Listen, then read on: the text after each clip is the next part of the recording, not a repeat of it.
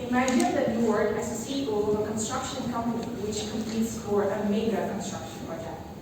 Now, the Ministry of Public Affairs will allocate this contract to the company with the best tender. Yet, it is commonly known that the responsible minister is someone with a left-side staff. You discover exclusive information that the minister is very keen on the US Limited sports car. You also know very well that other competitors, other CEO who will compete with you, also go down the legal path to lobby the minister. The question is, what would you do?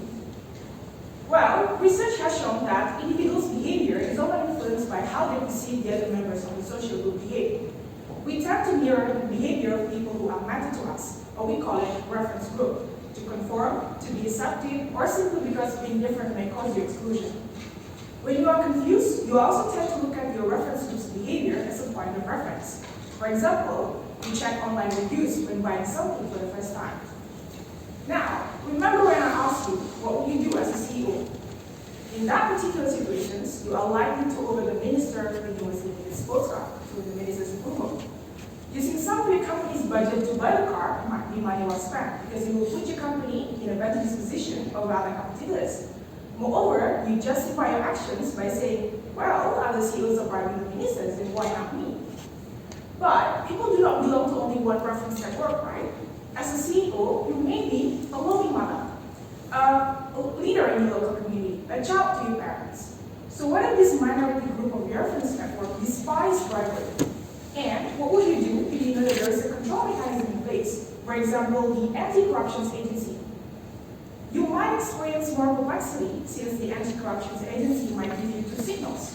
One, that corruption is on the list, and two, that there are lots of people who corrupt. My research aims to find out people's behavior when they are situated in such dynamic norms. Are they going to conform to corrupt behavior when they know that most people are corrupt?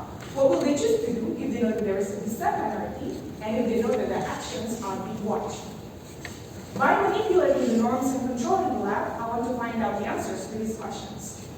Previous research shows that manipulating the norms is feasible by presenting the participants with cues about the actual majority beliefs and actual majority choices about what ought to be done. Understanding this impact of dynamic norms is very important for the organizations, for the practitioners, or even a country to design a more effective anti-corruption policy. Thank you.